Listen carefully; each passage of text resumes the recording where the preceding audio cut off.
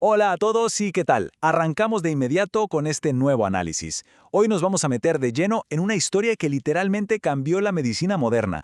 Vamos a hablar de patógenos mortales, de investigadores súper rebeldes que no le hicieron caso a las reglas de su época y de dos descubrimientos científicos gigantescos. Así que pónganse cómodos porque esta es una historia de ciencia pura, muchísima perseverancia y al final del día, de esperanza. Bien, entremos en materia. A simple vista uno podría pensar qué tienen en común una pandemia de inmunodeficiencia a nivel global y un cáncer localizado en el cuello uterino. O sea, parecen cosas totalmente distintas, ¿verdad? Pero resulta que detrás de estos dos enormes problemas de salud hay un hilo conductor increíble. El culpable, el enemigo invisible, es un virus. Y fue precisamente esa cacería monumental para atrapar estos culpables microscópicos lo que terminó uniendo a ambas enfermedades para siempre en la historia médica. Y para entender bien cómo se conectan, este es nuestro mapa de ruta para hoy. Primero, un Nobel histórico. Segundo, la intensa búsqueda del VIH. Tercero, la pandemia del SIDA. Cuarto, cómo el BPH desafió todo el dogma establecido. Y para cerrar, el punto 5, la promesa de las vacunas. ¡Vamos allá! Pasamos a la sección 1, un Nobel histórico, el galardón de 2008.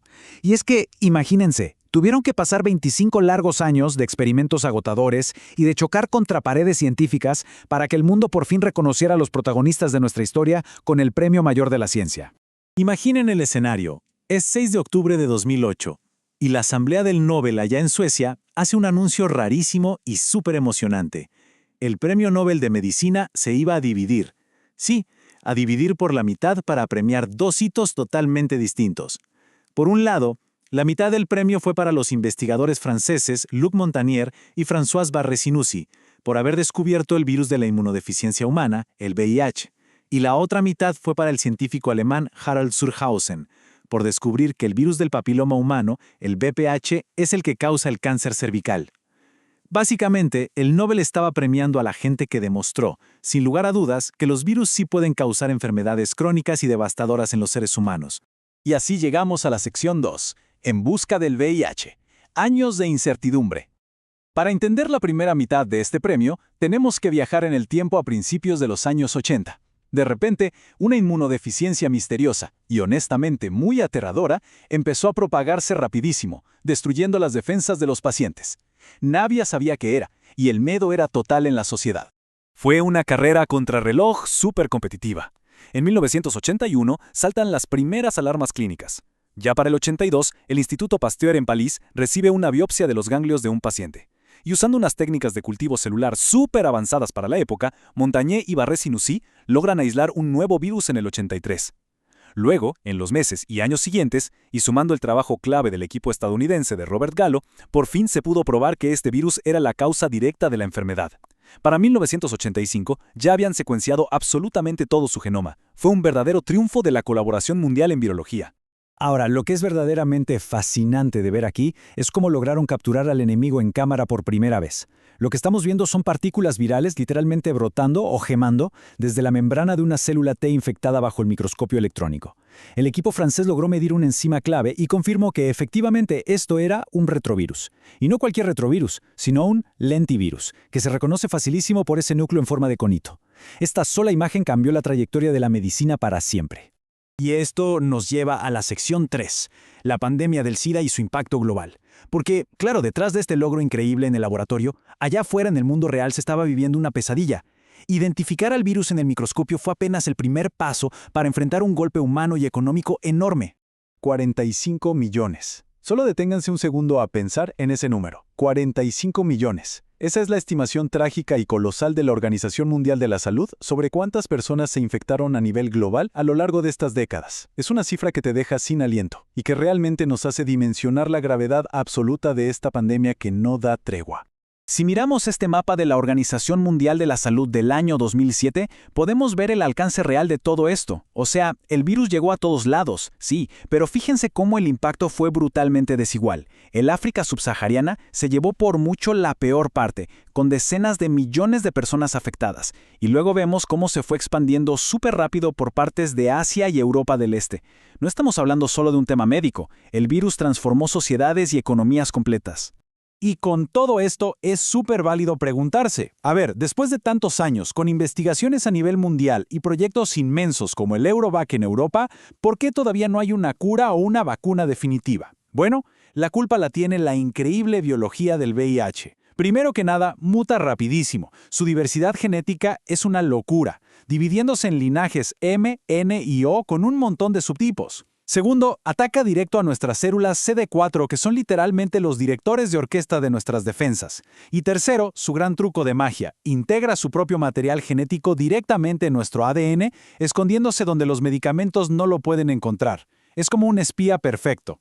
Pasamos a la sección 4, VPH y cómo desafió el dogma. Vamos a dejar de lado por un momento al VIH y vamos a saltar a una historia médica completamente distinta. Esta no es la historia de una carrera a toda velocidad en el laboratorio, sino la de un investigador muy terco luchando casi solo contra toda la comunidad científica. Hablamos de la otra mitad del Nobel de 2008. Entonces, el punto central aquí es este choque de ideas. Imagínense estar en los años 70. Absolutamente toda la comunidad médica juraba que el virus del herpes era el que causaba el cáncer de cuello uterino. Era un dogma intocable. Pero ahí estaba Harald Surhausen remando contra la corriente. Él propuso una teoría súper radical. Decía que el verdadero culpable era el virus del papiloma humano, un bicho que hasta ese momento la gente pensaba que solo causaba simples verrugas. Aquí podemos entender exactamente cómo opera en silencio este virus. A diferencia del VIH, el VPH no tiene una envoltura externa. Entra a través de microlesiones y llega directo a las células del cuello uterino. Su ADN viaja hasta el núcleo de nuestras células y se queda ahí, dormido, a veces durante muchísimos años. Pero en algunos casos, ese ADN del virus se integra al nuestro, y cuando las proteínas del virus, las llamadas E6 y E7, entran en acción, anulan las defensas naturales que frenan los tumores en nuestro cuerpo. Entonces las células empiezan a multiplicarse sin control y ¡boom! Entre 10 y 30 años después, aparece el cáncer. 99.7%. ¿Escucharon bien? Ese es el porcentaje de cánceres de cuello uterino a nivel mundial donde encontraron el ADN del VPH. O sea, es una prueba contundente y irrefutable. Tuvieron que pasar años, pero este número demostró de forma espectacular que la teoría rebelde de Surhausen siempre tuvo la razón y que todos los demás estaban equivocados. Claro, tener la razón no fue fácil ni rápido. A Surhausen le tomó más de una década de pura terquedad y perseverancia. Se la pasó buscando y catalogando sin parar un montón de variantes del virus, hasta que por fin logró aislar los tipos 16 y 18 del VPH, que resulta que son los responsables directos del 70% de los tumores cervicales en todo el mundo. Y como un pequeño dato curioso sobre su nivel de dedicación, el doctor manejaba 34 kilómetros todos los días para ir al trabajo, y usaba ese viaje para debatir profundamente sobre ciencia con su esposa, que también era investigadora. Y ojo, cuando querían desconectarse de la investigación del cáncer, ¿qué hacían? Su vía de escape era ponerse a discutir sobre astrofísica. Unos genios totales. Llegamos a la sección 5, la promesa de las vacunas. Ahora sí, vamos a juntar estas dos grandes historias. Ya vimos el descubrimiento y la biología, pero el objetivo final de la medicina no es solo entender que nos enferma, sino prevenirlo. Y es justo aquí donde los caminos de estos dos virus toman direcciones súper distintas. Vamos a ver cómo se conecta todo esto si comparamos a ambos virus. Miren la diferencia. Por un lado, el VIH es un virus de ARN que muta a la velocidad de la luz y tiene una diversidad gigantesca. Por eso hasta el día de hoy nos ha sido imposible crear una vacuna que funcione. Pero por otro lado tenemos al VPH. Es un virus de ADN genéticamente muy estable que evoluciona súper lento. Y resulta que esa estabilidad fue su gran talón de Aquiles. Le permitió a la ciencia desarrollar vacunas preventivas que tienen más de un 95% de eficacia contra las cepas más agresivas. Esta victoria nos demuestra el poder gigantesco que tiene el simple hecho de comprender la virología básica. Sin embargo, el trabajo en la ciencia jamás se detiene. ¿Saben qué pasó cuando Luc Montagnier recibió esa famosa llamada avisándole que había ganado el Nobel? Él estaba en una reunión científica en Costa de Marfil. Y su primera reacción no fue ponerse a celebrar, fue lanzar un recordatorio súper humilde. Debemos continuar la investigación con la finalidad de que las personas infectadas no enfermen. Esa frase nos deja claro que aunque la ciencia tenga sus grandes triunfos, la pelea por aliviar el sufrimiento humano sigue viva todos los días en los laboratorios de todo el mundo. Y bueno, hoy hemos visto cómo la pura curiosidad, el trabajo en equipo y una buena dosis de rebeldía científica lograron desenmascarar a los culpables detrás de enormes crisis de salud y abrir las puertas a vacunas increíbles. Para cerrar este análisis, los quiero dejar con esta reflexión. Si en los años 70 los expertos estaban tan equivocados sobre el cáncer cervical, y si lo que parecía una simple fiebre en los 80 terminó siendo uno de los virus más complejos de nuestra historia, entonces, ¿qué dogmas científicos, de esos que hoy juramos que son verdades absolutas, tendrán que ser derribados por los investigadores del mañana para curar lo que hoy nos parece imposible? Definitivamente es para pensarlo, ¿no? Muchas gracias por acompañarnos en este recorrido y sigan siempre alimentando esa curiosidad.